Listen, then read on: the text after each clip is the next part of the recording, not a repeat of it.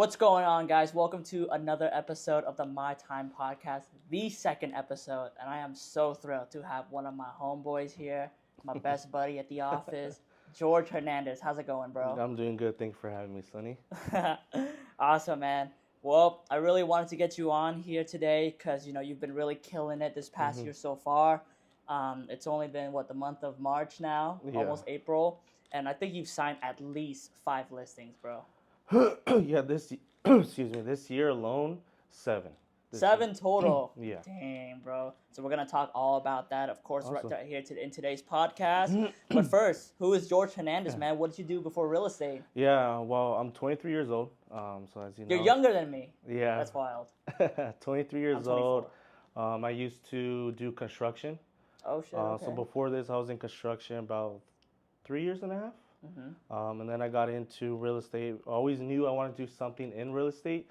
Just didn't know what it was until I was just done with construction. Gotcha. So you said how long were you working at construction? 3 years, like 3 3 years and a half. Yeah. Damn. And how was that, like from the beginning to towards the end? It was very tedious on the body. The body gets very tiring. Or way early hours. We'll get up at 4, 3 in the morning. Sometimes be home by 6, 7 at night. Wow. So it was really tough. Gotcha, man. And did you kind of like start as kind of like an intern or like, did you work your way up, or was it pretty much the same thing throughout? Yeah, it was the same thing. It was concrete. So we did like basically under foundations of for instance, warehouses. So there was no working way up. You just did the same thing over and over again. Oh, wow. Yeah. Okay. Right on. And, I guess like doing constructions for a long time, you kind of already have a good idea of, what goes into a house and, the construction and all that, right? Just a little bit, like how it all starts in the form of the bottom. Yeah. Just a little bit based on that. Well, it's good to like experience that you can talk about, right? Kind of gives you a little bit, but a lot of people are like, when I talk about it, they're like, what the heck? Like, they really? Yeah, never. They don't care? Unless I only dealt with one client that was a construction as well. He was the only one that was ever like really cool. Yeah. Awesome, man. And kind of going off of the topic of wanting to do real estate right after you did construction, because you said you knew you always want to be in the real estate field, right? Doing something about it. Yeah. So is Power your first company here? Yes, it is. Okay, so how Power? How'd you get here? Why Power? Yeah, so it all started after I got my license. I was just online looking at brokerages. Okay. They actually had an ad going on. Really? One of the ad was like, "Oh, make over, I believe, like $200K in your first year." Dang! Congratulations, Jeff. Your ads work. So I clicked on it, filled out my information. They called me. All right. Very next day, did set up an interview. I just knew it was right then, and it was just I already knew it was like this was for me. Gotcha. Just the environment and everything, how it was. Based what I was actually talking to Jeff the very first day as well. Based what he was telling me, I knew he was able to take me where I wanted to go. Damn, that's awesome, bro. And I came in after you, right? Yeah, after you, like a couple months at least. I believe so, yeah. And we didn't really know each other like that back then, right? Is that crazy? I know compared to now, even I like seen last time on your Instagram. Yeah. I seen like a 1 year ago. I was like, dang, I don't remember. I know, right? Like that. That's so wild, man. And what was the so what did you kind of like when you first came in Power? Same with me, right? We work primarily with buyers. Yeah. Do you remember what that kind of journey was like to where you were able to be comfortably, handle buyers all on your own from start to finish? How was that learning curve for you? It was super new to me. As you know, like I didn't really have any sales minimal background. experience, Yeah, right? I didn't have anything. Yeah. But the learning curve was pretty much big. I mean, back then, there was some training. Yeah. So back then it was a little bit more tougher than it is now, but now I got it more down. Now I see it's like super, super easy compared to, but it was just a big learning curve, I would say. For sure. And like I think the company in Power as a general grew with us too, in a sense. Now they have like the scrimmage class and all this kind of stuff. Like isn't it crazy to think now like, hey, if we come in now, like pick that up even faster? Don't you think so? The people now? Yeah, the people now. I see people here after the scrimmage, they already have an escrow within a week. Yeah, an escrow or two, or even a listing, right? Shout out Kelsey. So exactly, right? So I see like when we started, it was just make your calls and you're in right away. But yeah, the learning curve is probably less now for them than where it was when we started. But the cool thing about us being somewhat the older guys now in terms of experience, right, is that we get to kind of work with the newer programs that the office rolls out, right? Yeah. So this new one that we just had recently, the Zillow Flex sellers, is basically transitioning your business to the listing side now, right? Yeah. Now going over that learning curve again, because I would say, probably picked it up faster than any of us. What was that like? I mean, it was pretty simple. I just put it as more of like a lot of these sellers are just more logical people. They're just more number savvy. They already have the experience. So to me, the curve wasn't so much difficult than buyers because you deal a lot. To me, I think you deal a lot more emotions with buyers because like they're first buying their home. As a seller, is more can I get the number that I want.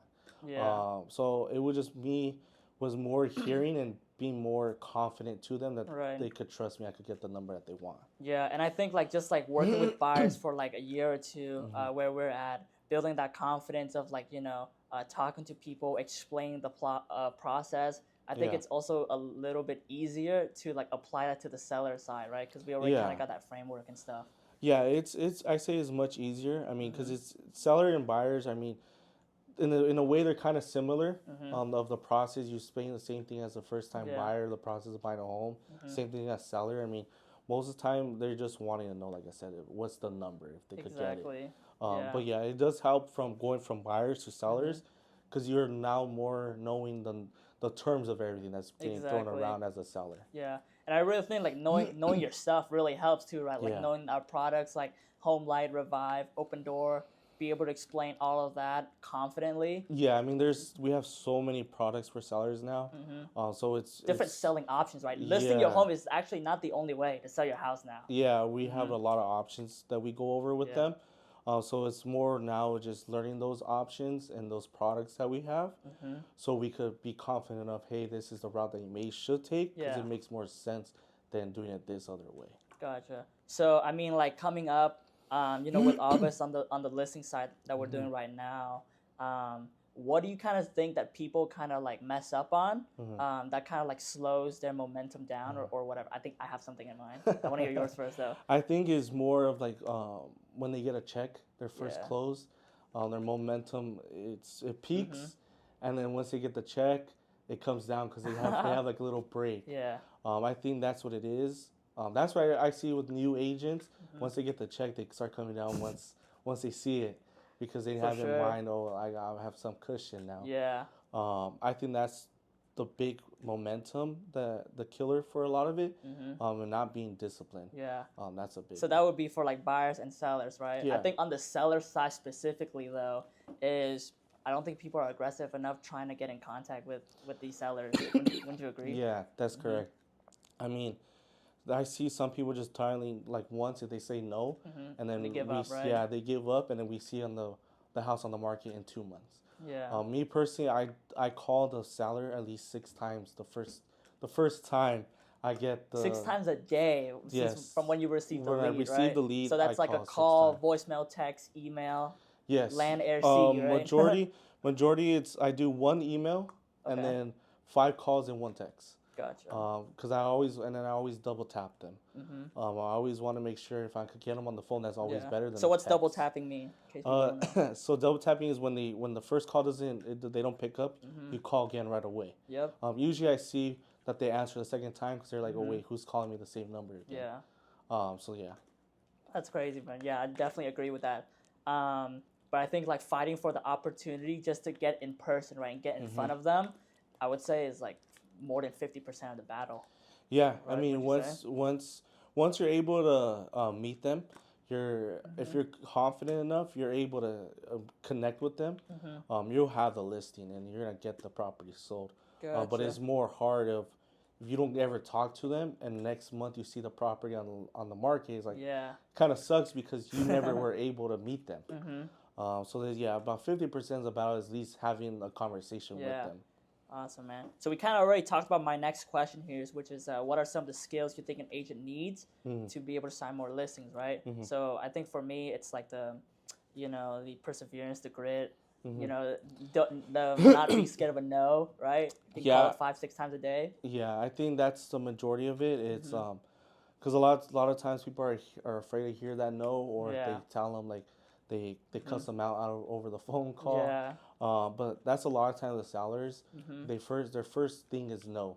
Yeah. They may be going through an issue that later down the road that's their last resort that they have to do. So I think it's learning to accept a no. Yeah. Discipline, and just being always like wanting to go after it. I think those are the main things. If you're able to do that, you have all those. You're just going to be able to have the momentum increasing all the time. Gotcha, man. Yeah, so it's definitely really the mindset, the perseverance, the grit to do it. So tell me, man, what's a day in life of a George Hernandez is like? You know, what time do you guys come to the office? What do we do in the morning? Tell them. So Mondays I usually get in like around 9 to 10. Okay. Or Mondays is like my admin stuff type. I leave the office a little bit earlier, like around 3. Tuesday through Thursday, we have role play at 9 a.m.